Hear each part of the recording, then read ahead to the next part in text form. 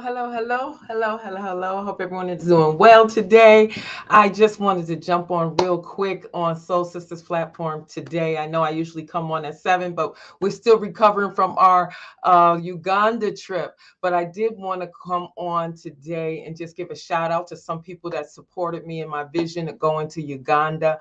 And so with that, I want to say thank you to my own church. Let me go first. Let me say this. Many of you go, if you follow my page, you see that I went to Uganda for like a week and a half. And when I went there, I went there with Creative Sparks. Creating Sparks is a non-for-profit, I guess you could say Christian supported business, non-for-profit, that was created by Latrivia Gunn, Guinn, that she started in Jackson. I think it's Jackson, Michigan. She started in Jackson, Michigan, and she was working with the youth. And so she's seen that there was a need similar across the country in many of our low income environments. There was a need for girls to be inspired to live a life of purpose and understand who they are and help give them vision and understand their accountability to their neighbor. And so she started this program, Creating Sparks, in I think it's Jackson, Michigan. Yeah, Jackson, Michigan. And so through that, she built another program, I believe, in Texas. And then eventually people have seen her program, and she started a program in Uganda. And that is the program that we went together with her, myself and Andrea Dye. If you know Andrea Dye, that comes on with me, one of our sister friends, went over and we helped support her in her mission over in Uganda. And as you can see from all the pictures and things like that, it was an awesome trip. We had a very good time over there in Uganda, met many wonderful people and sisters and brothers in Christ. We just had an awesome time ministering and being ministered to our brothers and sisters in Uganda, and I think it's Capella over there. It was just a wonderful, wonderful time. So I want to thank her for letting us be a part of her vision over there. Also, she was supported by Diane Washington.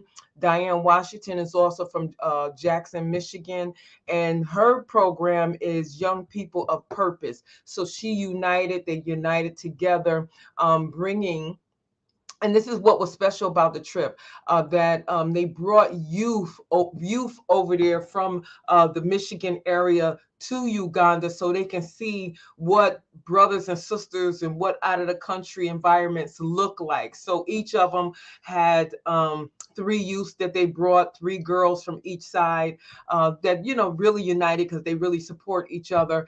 It was great to see through their eyes. Not some Many of them is the first time on a plane, first time out of Michigan. It was their first time, and to experience such a great trip like this, and the emotions and everything that was involved, and seeing how people in different countries live, and seeing the love and care for each other from out of the country. It was just awesome to behold. And so, I think I'd like to thank Latrivia and Diane for letting us be a part of it. And it was just so wonderful. And also, I want to think about those Creative Sparks in Uganda. And that was headed by, I'm not even going to try the last names, but Gusta over there. He's the CEO, or the head of the Department of Creative Sparks Uganda over that side. Also, he has a support team of Eric and Sylvia that's over there. Josephine and Mike, they too are part of the Creative Sparks vision and team in Uganda. They're in Capella though, and the others are in Uganda. And so all of them, like I said, I'm not even going to try their last names, but they were great hostesses as we went over there. As you can see, as we went through the country, as we went through the villages, and some of the schools, you've seen the children, how they loved it. It was just unimaginable how they loved, because Latrivia has been doing online teaching for Uganda I think maybe since Corona, I think she says. So for about 2 years, so they know her, and she's been back over there, back and forth here and there, and some other things she's doing. Let me say that she has created an environment where they can make income. She brings things and send things, I believe, over there that they can sell and make income for themselves and be self-sufficient. She has land over there. Creative Sparks have land over there that they're starting to grow vegetables and things like that, and so they can self-maintain and also sell a crop and make income for each other. She also has something called goat leasing. So what happened? Creative Sparks purchases goats for different community members in the villages throughout the villages that they support. And what happened is when they have these goats, they're leased to them about 2 years, and during that time they can make the goats, and any thing they get from the goats, some food or anything like that, milk, they can keep. And so what happens, if you've seen on my page, what happens is they mate these goats. And so then the goats, some of them have 3 babies or 2 babies. So in 2 years, if you mate a goat, I think you can mate them maybe twice a year, or maybe a year and a half or whatever. So you might end up with 6 goats or 7 goats from this 2-year period. You keep those goats for yourselves. And now you have the ability to support yourself even financially, more financially, because with the goats that you now have, you can sell them off. Not all of them. You can sell maybe 3 or 4 of them off, and you can get a cow. And so now you have not only went from no animals at all, then now you have 4, 5, 6 goats that you can continually mate and eventually buy a cow, and then you have a cow and goats. And so it creates, Creative Sparks have been creating a space that empowers people, and it's awesome to see how appreciative they are for just the little things that have been done for them, that have helped empower them to be self-sufficient. I think of what they say. I don't know, it's an old saying that says, you give a man a fish, they'll eat for a day. You teach a man to fish, they can eat for a lifetime. And that's really what Creative Sparks have been doing over in Uganda, giving them the ability to rise above the economy, or rise above their state in the economy, to live a better life. And not only that, Creative Sparks have helped out the schools over there. Uniforms, they've gotten uniforms for sports, different programs and learning programs. They also have been given to Creative Sparks, have donated, clothing, books, and, different things like that. Also, they have done to help support the schools over there. You could see from some of the pictures that I post, the bathroom conditions, even for the schools, needed to be upgraded. They help financially support, you've seen the cement walls and things like that were going up. They help financially support that. The schools needed to be painted. They help support that. They got them a vehicle over there. Motorcycles are really popular. That's how they get back and forth. I mean, I'm talking about, if I've been to Amsterdam, if Amsterdam is the city of bikes, it was the city of motorcycles. I mean, everywhere was motorcycles, because, motorcycles is cheaper in gas than, you can't bike really across everywhere you need to go. Even Uganda, comparative to some of the other countries in Africa, is probably average or small, but it's not. When you say average or small, it's still huge. And so motorcycles is the way most transportation there. And so they got them transportation, so those that work for Creative Sparks have the ability to get around and do and move how they want to do. And also she has a business. She has stationed a building there, and looking to get other buildings, creating medical buildings, so people can go to and get the hospital or treatment, nursing, medical field that they need. over there. So she's doing a whole lot over there. I already mentioned that she has crops and things like that, and so many other things that she's initiating over there to help empower the people, and it has been impactful. Many of the while we were there, they did many different ceremonies where the teachers and even the villagers got up and spoke about how Creative Sparks have helped them and have empowered them. And it was just, again, me just really starting to support her vision, but just seeing how much it has done for the community over there, it just inspired me to do more in assisting her, and raising up her arms while she helped our brothers and sisters over in Uganda. Even scripture says one can chase 1,000, but what two can chase 10,000 and more and more and more. And some of us, our vision might not be to do worldwide ministry or help worldwide people in general, but it doesn't mean that we can't help somebody else. And so, if you want to help Creative Sparks in her vision, or just want to help a mission, period, that goes outside your community, outside your doors, feel free to look her up. And that's creativesparks.org, creativesparks.org. Her first name is Latrivia, Latrivia Gunn, Guinn. You will be seeding into good ground. And so with that said, I wanted to also, I don't even have the comments on here today. Hello, Larita. Hello, Sandra. How you doing? Hope all is well. I also wanted to give a shout out to some people that helped me, again, like I said in the very beginning, help me, with my vision of going over there. Not necessarily personally, but when Latrivia Creative Sparks are going there, we don't go empty-handed. And as you can see, there's many things that she had to do over there into supporting the community. And so we brought 2 brushes over there. We brought bras over there. We brought personal items and personal need clothing. And also she supported, I'm saying we because I'm a part of the group, but she supported the youth that was over there. And you got youth going over there. You have to buy passports, plane tickets. They need food, shelter, things that they don't have a job. They could not support on their own. Their families couldn't, financially support all of it. So it was supported through creating Sparks. And then again, over there, again, financing the vision over there, the things that I said, and many other things that she has, Latrivia has started and begun over there. So a lot of people that I reached out to and knew that I was going over there helped support the vision, financed, sent seed so they could do what they need to do, and we can get what we need to do, get done while we were over there. And it's still helping out. Good morning, Sister Rose, Sister Britt, how's everything doing? Glad to see you on today.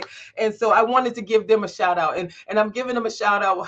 And again, I didn't put an all-out bulletin, and I didn't ask many people for support, but I knew some people that would support me automatically. And so I wanted to, just highlight them. They didn't expect it. They didn't want it. They didn't say, Grace, make sure you mention me. No, they did nothing like that at all. But I just want to give recognition because, again, Creative Sparks couldn't do it alone. And there's other people that that love and support, and I just wanted to acknowledge them. Right. So first I want to acknowledge my church, my Church of Jesus Christ, and my pastor and my husband that supported me and supported the vision. And these are ones I'm saying supported even financially. Let me say that, a lot of us support, but this is financial support, right? And so Bishop Herman Thomas, he supported me along with my church family, Church of Jesus Christ, New Jerusalem, home of the saved here in Albany, New York. With Pastor Timothy Harper supported, also Pastor Empire Christian Center family, along with Pastor Christina Staden, supported and helped us out financially in order to make it things happen for the youth and Creative Sparks. Let me see, Elder Alexander, one of my brothers in Christ in the Chicago, Illinois area. He supported. No, once finding out that I was going over there, he wanted to help out, and he sent some support also. All my pastor friends, many of them that come on my Soul Sisters network, that comes on to minister, hearing and knowing that I was going across seas and what I was doing and trying to do over there. Many of them supported Pastor Barbara Jackson, Pastor Cynthia Anderson, Evangelist Flossie Berry, Jackie Mallon, Laretha Ajeri, help support the vision over there, and against Creative Sparks as a whole, to be able to do what they need to do while we were over there. And again, planted seed in good ground that it might come up and bear fruit. It might come up and bear fruit. Others that help support, my sisters, other sisters that's here at 562, Sister Sandra Fields helped us out, helped me personally out. Sister Sandra, she was like, I got your vaccinations, what you need. And didn't really ask her. They didn't even ask her for it. She was like, here, get this done. I love and I appreciate you, and I thank you for all your help. Wanda Ratcliffe, she's not on Facebook. She doesn't watch Facebook. I don't even think she got a Facebook page, but I'm just gonna give her a shout out. Carmen Allen, one of my school friends from, I think we were in kindergarten together. She helped us out and sends her financial support. And like I said, I know many others. If I would have blew the trumpet and sound the alarm and say, this is what I'm doing, this is where I'm going, I'm sure many of you also would have helped support me. I have no doubt that you would have. But, I didn't feel, at least at this time, that I wanted to make a broader announcement to solicit funds from everyone and let everyone know at that time. But, maybe next time when I go, I will sound the alarm and say, listen, this is what we're doing, where we're going, and if you want to support. Because I know that you would have, if you had an opportunity. Many of you would have. But I want to thank those specific people. I hope I got everyone. And those that were praying for me while I was over there, praying for me to have a safe a flight over there, a safe time over there and return. Thank you for your prayers and your concern. I definitely appreciate it. Just being over there and again, fellowshipping. It was just awesome that you really see. Excuse me, they call us spoiled Americans. And when you go to some countries, especially what they consider third world countries, and you see the conditions that they live in, you see why they see that, or they call Americans the spoiled Americans, because with the little that they have, they're so appreciative for what they got, and they're very appreciative to when people help them, the humility that's there, and the love that is there. They might not have a lot, but they have a love for each other. They have a love for their country. They have a heart, to survive and to do better, and willing to work. And just seeing that just gives you hope. It just gives you hope. And although, again, that we here in America have a lot that we can gravitate to bring ourselves up, to bring ourselves up out of poverty, out of the conditions that we're in.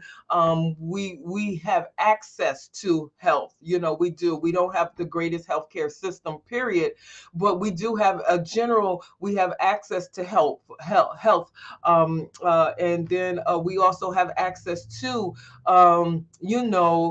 get jobs, get work, build finances, financial education, health education, and things like that, where a lot of countries do not have that ability. And so when you see this, my heart goes out, and it makes you want to help out and do something that, healthcare, we say everyone here should have it in the United States. And there's no reason, I don't think, why we want to claim to be, the leaders of the world and don't have health care for everyone.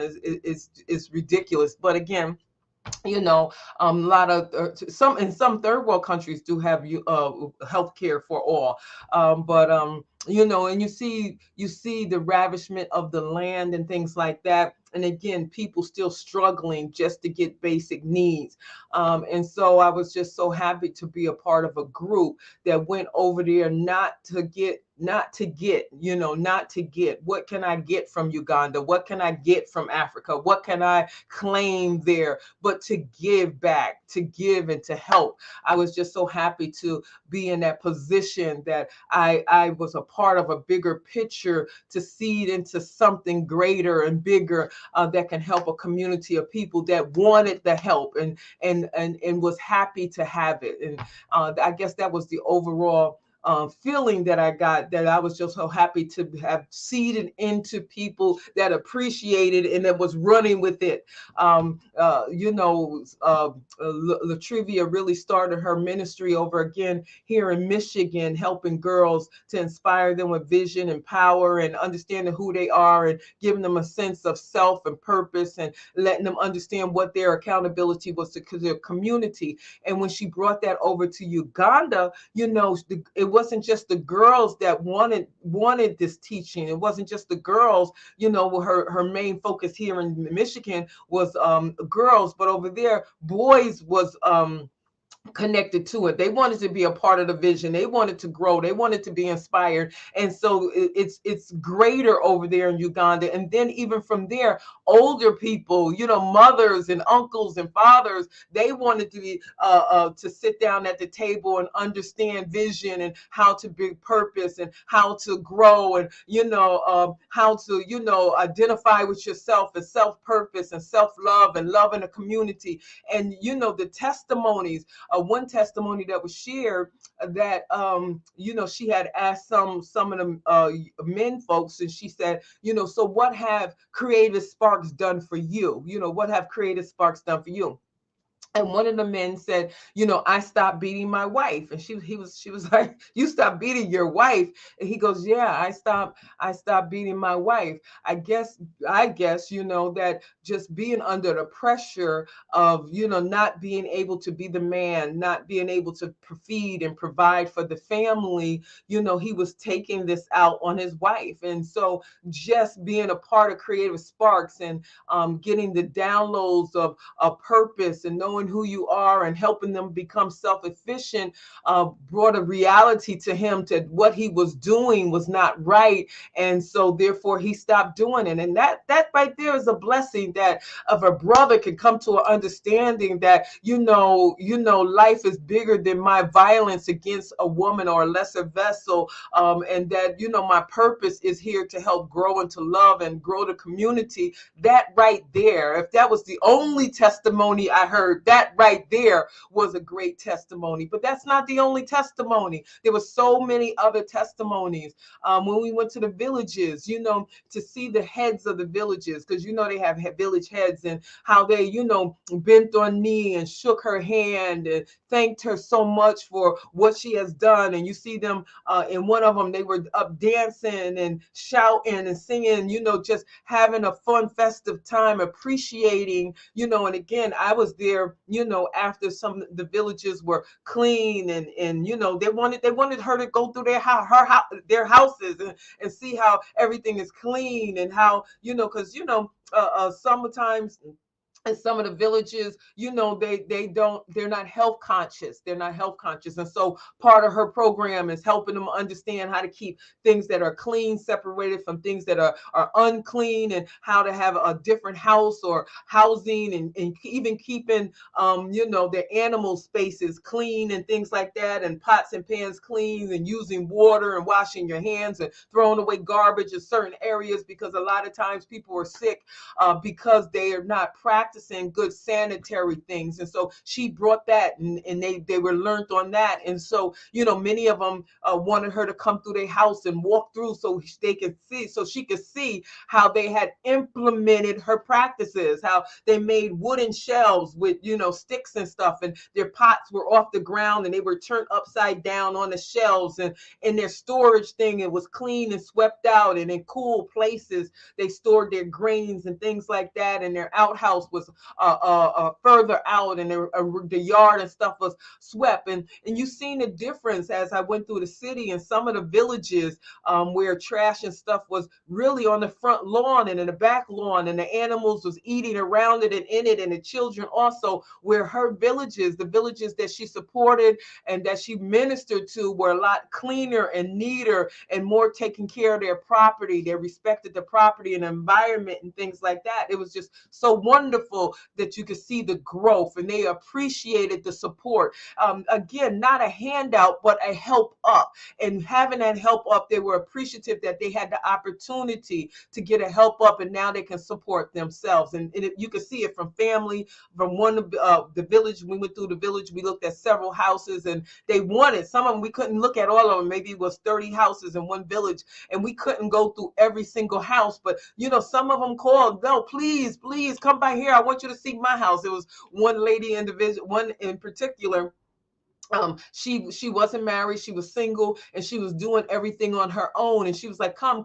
She had her own goats that she had raised and she had cleaned, and she had space for them, and her house was organized, and she wanted to show that and really the hierarchy thing is high over there. It's really stressed versus man and a woman, a husband and wives, and how women are treated and things like that, or looked upon. And so she wanted to show, I'm single and I'm still doing it, and I'm following the practice. I got a goat, and now I have another goat, and she's mating them, and she was doing it too. And she was like, she wanted Latrivia, come here, see what I'm doing.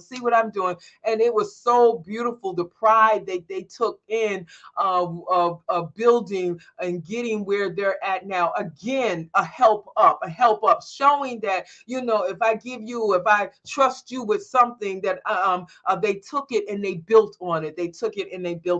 And again, we went to the schools and the children, the schools that, again, appreciative, just so happy. They was looking at, you seen them chasing a bus and things like that, because they were so happy she was here. It's kind of like mother, they're so happy she was here. And they wanted to show her everything they were doing. They wanted to get up and talk and speak. And even the teachers and the principals and things like that was showing their appreciation for the support that they received. Again, the little support, no doubt we wish we could do more. No doubt we wish we could see more, we can give more, but just the little that they appreciated, and they worked with what they had. We gave them as she gave them the education, she showed them the steps needed, they worked it, and then they got an increase. And then even the facility, how to keep it clean, how to do this and different things like that, they worked it. They just didn't say, gimme, and let me do this and walk away. No, they worked it, and they're happy to work it. Even her administrators over there sacrifice, many of them don't get paid for their volunteer work. Sometimes she give them stipends. There's some she gives stipends too, but a lot of them have been, even before she really connected with them, were doing kind of things on their own, helping their environment, helping their community and stuff like that. And still now with her help, even what she has entrusted with them, they were there showing. They go back to the houses, they go back to the villages, they go back to the schools and see about their needs, see what they need, see what else that can be done.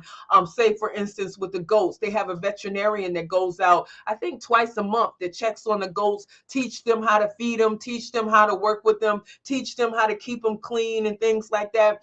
Again, all done through Creative Sparks. She's doing a great work over there. And again, I'm so happy to be a part of it. And again, I'm so happy for those that supported, again, with that particular vision. Good morning, Sister Kim. How you doing? Sister Manley, how you doing? Hope all is well with you. Sister Williams, good morning. Good morning. Good afternoon. Hope everything is well. Good evening, rather. And so, again, I'm just so appreciative for everyone that took sacrifices. And if you have a chance, again, please go to her website. You can give a donation one time. You can give a donation monthly. You can do, whenever you think you have some change, your IRS income tax, everything is good. There's no such thing as a insignificant dollar, because the dollar bill our dollar bill over there goes so much further. I can't really say the numbers, because I use my calculator all the time, but say a $5, what we have as a $5 here might be over there oh, I hate to say, $50 or $20. So to our $5 is $20 over there. So I'm just saying anything that we give, it's like double that or 10 times that over there. So anything would help. Anything would help. And also, a lot of times we don't understand, again, Americans, and I'm not even blaming us as Americans. Really, it's because this is all we know, and what education we receive in our schools and through media really don't give us a real understanding of a proper perspective of what's going on in the real world. We through our textbooks in school, it's a westernized, really white westernized education that we receive. We don't get education through clear visions, glasses that see through clearly. We're seeing through darkly. And so what I mean by that is that we see the world, the society we're in, and how we operate in it through a white Western vision. I think there's an African proverbs that says, until the lion tells the story, the victor will always go to the hunter. And so therefore, we get what the hunter came back. You know what they say, when a person come back, when they finish fishing, they go, you should see the one I got away that got away. It was this big. It was this big. It's their version. We don't know the version of the fish, of what happened. We only hear one version. And so that's how it really is here in the United States. We have a Western view of things, and not only a Western view of things, it's a whitewash Western view. And so that's why we're ignorant, really, of how our society works, how political things work, how how they even say, how this is the end of Africa. We suppose this is African celebration month. Month of February is African celebration, where we honor our Black leaders, and Black, not just leaders, contributors to America, right? Why do we need a month to honor the contributions of our Black brothers and sisters, where if our education system was where it should be, they would be honored throughout the instruction of history, American history. During American history, we would have instructions on the implement and what African Americans brought to the country. It's not there. And though they set aside 1 month to highlight maybe 2 or 3 people, it's just not enough for us to understand the dynamics of what we brought to the land, And we brought a lot to the land. And so it's seen not just from African American eyes, but for Chinese, Asian, Japanese, Indian, Spanish American, Mexican, and we can go on and on. It's always seen that here in America, and really to the greater part of the world, is always seen that the Black man always have a handout. We need a handout. We need a handout. That we haven't contribute anything, and though we have had access to things, we're not utilizing them. So it's on us, the reason why we live the way we live, right? And we live the way we live. However, what is never highlighted, or if it is highlighted, is not heard and it's not broadcast, the siren has not went out, is that we're not a makers, or we weren't the makers of our own destiny. That was taken away from us. And I'm going somewhere with this. So many of us, we understand that we were enslaved, and there's a difference between being a slave and being enslaved. Enslaves mean that your rights was taken away from you and you were put into bondage. Slave mean this is where I live and this is how I am. No, we were enslaved. And so when you think of it like this, that we were taken from, where our continent of Africa, we were taken from there, and then we were brought to a new land, right? And then when you were taken from there, you were brought to the new land, and all your rights were taken from you. All your rights. You had no rights. You had no rights to husband, no rights to children, everything.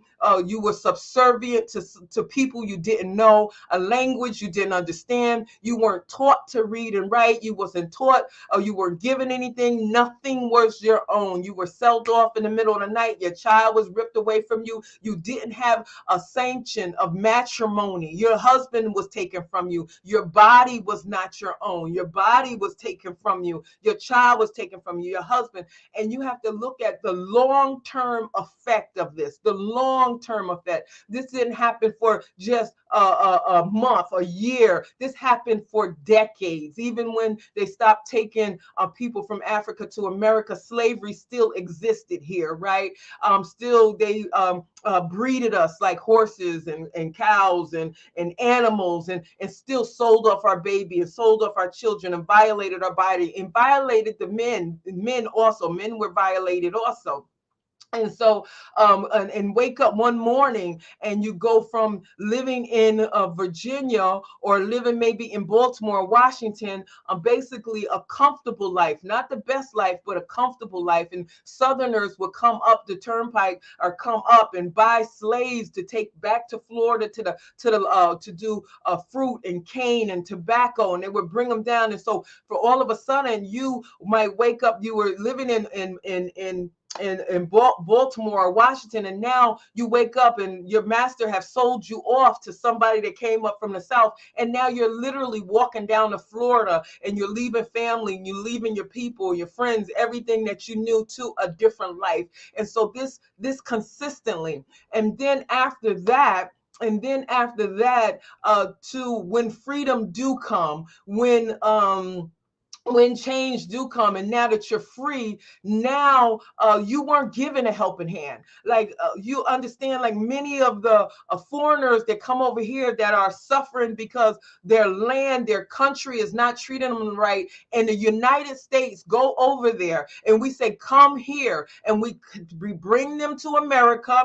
We set them up with funds, finances, education, housing, healthcare, and put them in a position for X number of years, give them loans that they do not have to pay back, and we give them a foot up, a leg up, a stand up, and support them as they go through a transition where the African American were brought over here against their will, right? Against our will, against our great grands and our great they brought over here against their will. And then let's say this, and then they had to build the city. They built the city. And so basically, say the population, say one area, that a white slave owner might have, it might be a family of 6 or 8, and they might have 50 slaves or 30 slaves. So comparatively, right? So those that are enslaved, they cook, they clean, they tend to school, they tend to children, they did the land, they did the washing, they did the cropping, they did that, and then they keep breeding in their children and their children. And so they built the city, they built the towns, they helped build the walls, the canals, free labor. And so then afterwards, and I'm making this condensed, then afterwards, what did they get for it? Afterwards, when they were freed, what did they get for it? Did they get a hand up? Did they get free medical care? Did they give a right to vote? Did they say, here, take some of this with you, here's a cloth, here's some clothes, here's some shoes, thank you for what you've done, thank you for raising my children, thank you for tending my land? Did they do that? No. They were sent away with nothing in their hands and nothing to support themselves, and then they made laws against them, laws that they couldn't work, laws that they couldn't do certain things, laws laws that they couldn't do, participate in parliament and voting, laws against them. And then when they found that, I do need them to do some work, and so I'm going to have to pay them, they paid them below minimum wage. They paid them nothing that they could survive on. So you see, we helped build the land. Our grandparents and great-great-grandparents helped build the country, and then did not get any financial support. And this is why they talk about reparation. And so many people, you hear them flip-flopping. What are we going to do with reparation? What do they going to do with reparation? And when you look at it, again, I'm giving you a condensed. Many people have been set upon. Many people have been done wrong by other nations. And every single one of them, almost every single, I can't think of one that was given reparation. The Japanese got reparations because they were ill-treated here in America. Jews, Israel's, how they were treated, they got reparation. Indians got reparation. Everyone got reparations, for their pain and suffering.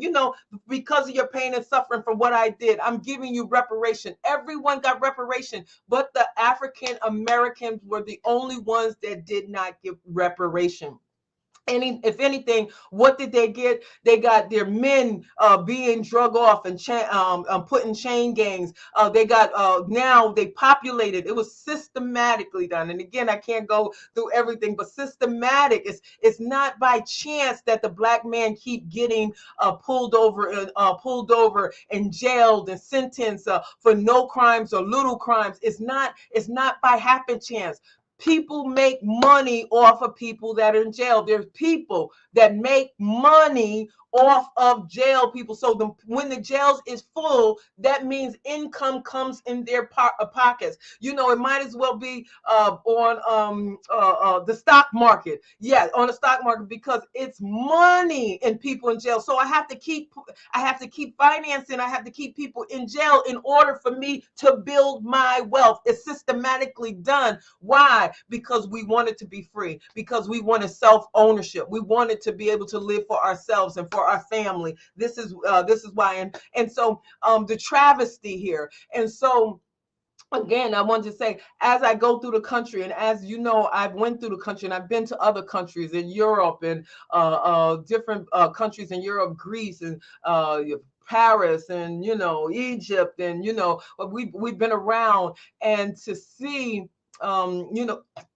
I'm bringing this to a close when we're talking about African American history, and we can talk about Marcus Garvey and his vision for Pan-Africa, for the Africa diaspora everywhere to come together and unite as brothers and sisters, understanding there's power in numbers. And so many times, we look at Africa as the poor country. We understand that it's mineral rich, but still, always a handout. Again, always a handout, and they need support, and they need help, and they do need support, and they do need help. But why is it that they need the support? Why is it that they need help? Okay, so when slavery came to a close in the Western states, because it's not just United States, although we were a major portion, but when slavery came to a close, then the great grab of Africa began. So now, the Westerners,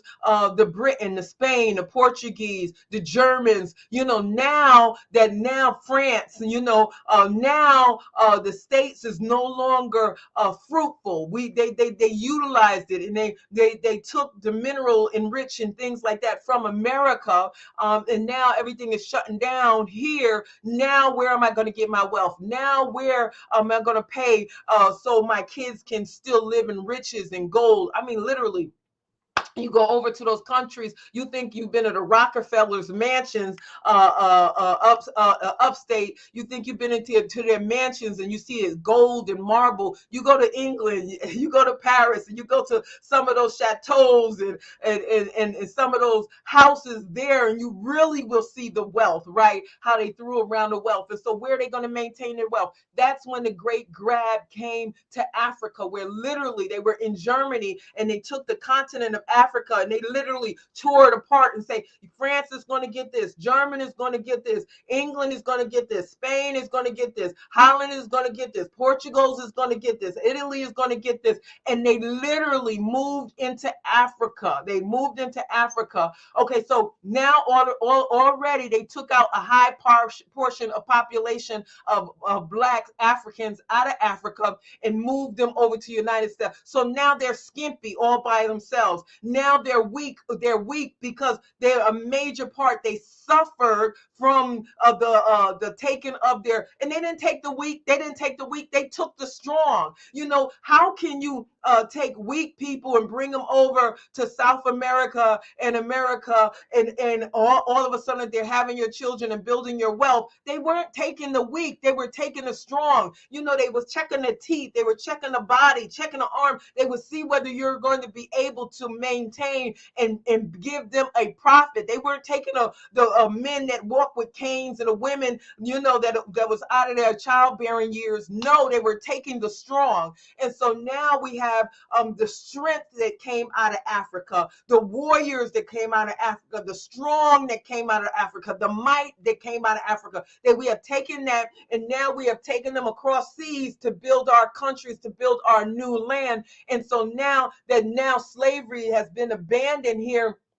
Or, you know, it's another form of slavery when you still can't feed yourself and things like that. It's still being held down. But let's just say they weren't taking people from the motherland and bringing them over here any longer. And so now you have Africa that's weakened because their population has been dispersed. You know, their kings are gone. Their major leaders are gone. They're either killed or were taken away. And so they're still in a shock mode. And so in this shock mode, now these countries come together and have a seat at the table, and you're not invited there. Okay, you're not invited there, and they decide you're going to get this, you're going to get that, you're going to get this, and then all of a sudden they come in with these ships and these boats, and they start taking over your community out of nowhere, killing you off and enslaving you and wrapping you up and saying you're gonna mine gold, and you're gonna mine this, and you're gonna mine coconut, and you're gonna mine minerals, and you're gonna mine these stones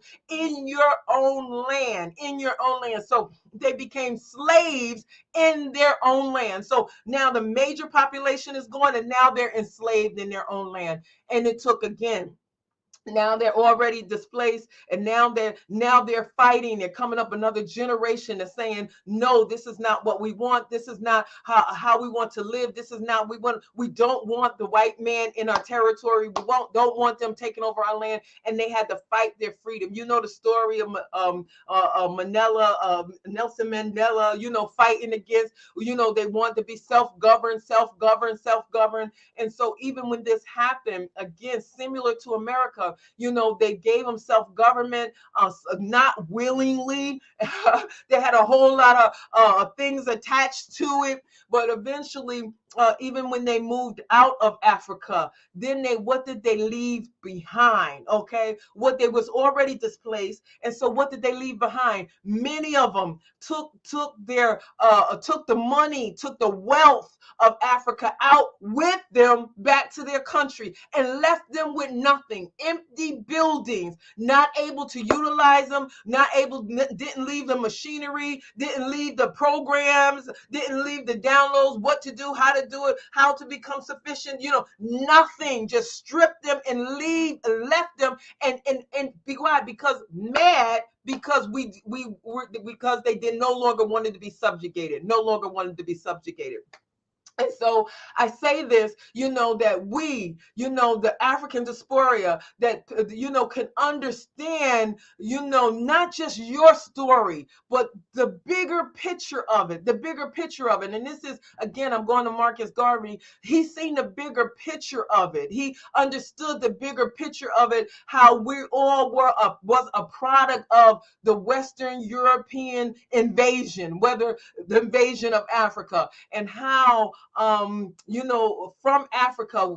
Many of us went to South Africa. Some of us went to Europe. Some of us went to America, and we spread out from there. And again, our uncles, our mothers might have been in South Africa, and we went to South America. We went to North America. Some went to Australia. Some went to Europe. But however, we're all African descendants. We're all African descendants. And understanding that, we should understand that we are a united people, that we come from one land, and this is the hard part, because many countries in Africa even see themselves as separate.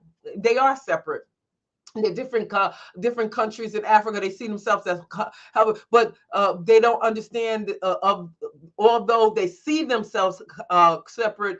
Other countries, the Western European countries, seen them as a one unit, okay? And that's why they really didn't have the power that they could have had if they would have came together, instead of operating in singularity as this is my kingdom, this is my kingdom, this is my kingdom. If they could have spoke one language and came together, they probably could have fought for their freedom and maintained themselves. But that's a whole nother story all by itself. But with that said, so now you see the product that we see in many of the countries in Africa. We see them poor. We see them needing help and needing assistance, because this is how Western European countries left them. They left them in despair. They could not take up where they left off. How could they take up where they left off? They were feeding themselves. They had animals to eat. They had a station. They had an economy system. They had all of this. Many of them, we don't see the kingdoms that they had, but they did have them. We now see it in history that they weren't talked about. They were taken down. Their structures and stuff was taken down. And so, they were left, they were scavenged. And so their land was scavenged, their wealth was scavenged, their economy was scavenged, their families were scavenged, just like ours was here in America, right? Here in America. So they was left with nothing. Okay, let me give you a great example. Let's say Haiti, right? Haiti, they fought for their independence, but what did they get for it? They were basically their economy was ravished by France, because they had to pay for their freedom. It was their freedom. It was their country. They lived how they wanted to live. And so because they had to fight for it, and France finally said, okay, you can have it at this amount, these billions and millions of dollars of gold they had to pay France each year, 10 times of what they had available to them. They had to pay France for freedom. What freedom was that? A freedom for hunger, a freedom to have nothing, a freedom to live in poverty. This is what France gave them, right? This is what France gave them. And so that's just one example. So many of these countries in Africa, when Portugal's left, when Spain left, when England left, when Germany left, when Holland left, when they left them in destitution. They left them in poverty. This is what I'm going to give you for giving your life, for me coming over here, similar to the Indians. Thank you for showing us the land. Thank you for showing us the layout. But now I'm going to send, diseases up to you in blankets and stuff, so I can take now what you have. Similar in Africa, their land was ravaged. And so you can't expect them to go back, England and Western Europe, to go back to their own countries and take everything, the wealth and stuff with them, the product. And so then they did make some contacts. They did make some agreements. Okay, you provide us coconut, you provide us this, and you provide us that, and we'll pay you. But at a minimum, they could get no increase. They couldn't package the stuff. They couldn't package the coconut powder and put it and then sell it to them as a product. No, they wanted it raw, because if they get it raw, they can make their own profit from it. Still holding them down in poverty, And that's what many of them suffer, not just in Uganda. Many other countries over in Africa are still suffering because they were left impoverished, and even the minerals that they have that can give them wealth have so many taxations and so many different things on it, and shipping and things like that, made on purpose to keep them down. And I say that That's why I showed you how we live in America, how we were kept down even after freedom, so you can understand how Africa was kept down even after they was freed from the bondage of many of the European nations that conquered them and took them over. And so when we look at them, we can't look at them and say, like many Europeans look at African Americans here and say, why haven't you gotten on your feet? Why are you still living in poverty? Why are you still living in lack? When things are now you're free and now you're able, because you're still crippling me, And so over in Africa, the same thing, because they're still being crippled. They have the strength, they have the might, they could do it, but they're still crippled. And then we have to also talk about the mind frame. Is one thing. I think it was Carter Woodson. I can't remember how he framed it. If you get a man's mind, his body will follow. And so he in America, Jim Crow laws, and you understood Willie Lynch. I don't know if you Willie Lynch books. He wrote how to mentally get people to a place where they would obey you without having to be guarded, without gunpowder and things like this. And so they had to mentally get you to fight your brother, or think that someone is against you and that you're inferior compared to their inferior. They're being inferior than you. And so mentally. And so the same thing in America, the reason why many African Americans have yet to achieve and have yet to communicate with each other to get to this whole idea of Pan-African, that we're all brothers and sisters of diaspora, is because we have been mentally brainwashed against one another, mentally. And you can see this happen as the Spanish connect with the Spanish, the Mexican connects with the Mexican. They see each other, they know we're one. Germans connect with Germans, Asians with Asians. Why? They know each other and see each other as one. Where the Pan-African, whether we're in Africa, whether we're in Europe, whether we're in Brazil, whether we're in Canada, we don't have that same connection because that brainwash has been consistent. It has been consistent. But let me give you an example. When the Vietnams, our war veterans came from Vietnam, you might have heard that they said they haven't been deprogrammed. They haven't been deprogrammed. So many of them still have night sweats and visions and different things like that because they haven't been deprogrammed. You have to take them through when you go into warfare, guerrilla warfare, whatever. You have to pump people up to be able just to shoot people. You're not naturally built to just kill people, You have to build them up. You have to psych their mind up. And so then all of a sudden you bring them back to the States and you think they're going to live happily with their wives and their sons and their daughters and live peaceably. No, you have to go through a deprogramming process. And so if you understand, if African Americans through slavery didn't go through a deprogramming process, Africans in the African diaspora didn't go through a deprogramming progress, we still have a mentality of warfare, a mentality of against each other, a mentality that of lack, of self-identity, of not being a part of a whole. You understand what I'm saying? And so because of that, we cannot, or we don't appreciate each other for who we are. And so there's a misunderstanding. That's what I'm trying to go. There's a misunderstanding. And so when you say, if I go to France or Paris or whatever, and I see people from the diaspora in France, they don't see me as their brother. I can go say I went to Amsterdam on my way back and I seen African Americans on the subways and in the streets. They don't look at me. They walk by me. They don't see me as a brother or a sister. And what's portrayed on TV, it's like, which is the same bad negative views that we see in America about our Black people. Guess what?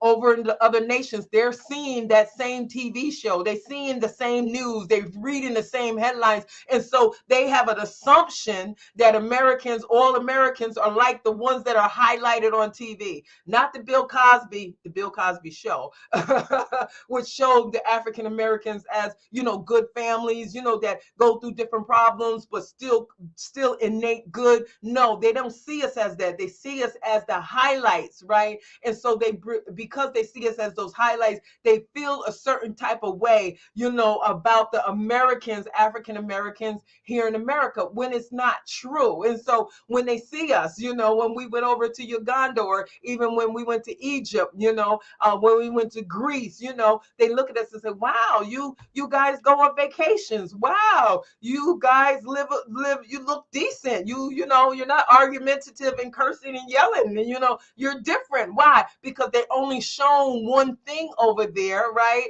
And so when they see us and we're normal to them, then they're shocked. Why? Because they see what society portrays. They read the same books that we're reading even ourselves, to mistrust and misunderstand. And so really, until we get to a place that we understand each other, and again, hearing and sharing the stories. And this is why it's important for us to hear and share a story that's not narrated by a white voice, narrated by a voice that is not pro or support us. As long as we keep hearing the stories from others, then we're really not going to appreciate who we are and what we are. And we're stronger in numbers. And I'm going back to Marcus Garvey. We're stronger when we get together as the African continent, the African diaspora together. We understand who we are together, appreciate who we are. Now, we so much, you can't say go back to Africa. I'm an American. I come from generation to generation. I'm more American than many of my white counterparts. I'm traced back to, to the very beginning, where my family and my grandparents and my great grandparents were brought to this country, right? And so I'm an American. And even when you're born on this section of America, you're born American. I'm American. And so even with that, I'm African American, and I associate and identify with the motherland, Africa, which I'm a part of. And many of us, as we are African Americans from different parts and different diasporas, we understand that we're all brothers and sisters, and that we love each other as brothers and sisters, and we support each other as brothers and sisters. Then we can start helping ourselves to grow and to overcome and to heal. And so we can build ourselves up to be a great nation, that we can be similar to other great nations that are together with each other and that support each other. I know I was a little long-winded right there. I started going, the apartheid. Thank you, Sister Rita. I started going, I could go on and on and on, but I just wanted to give some clarity so we can understand and appreciate each other, that we don't look down on each other, that Americans don't look down on other African and different diasporas in Africa, and that they don't look down on us, but understand that we all went through some suffering, we all went through some pain, and then how we going to heal and grow. We can heal and grow together. I love you. I love you. I love you. I appreciate you. I appreciate you. I appreciate you. Until I see you next time. Amen. Remember, God is love, and through him, our love should be love towards one another. Be blessed and have a good night.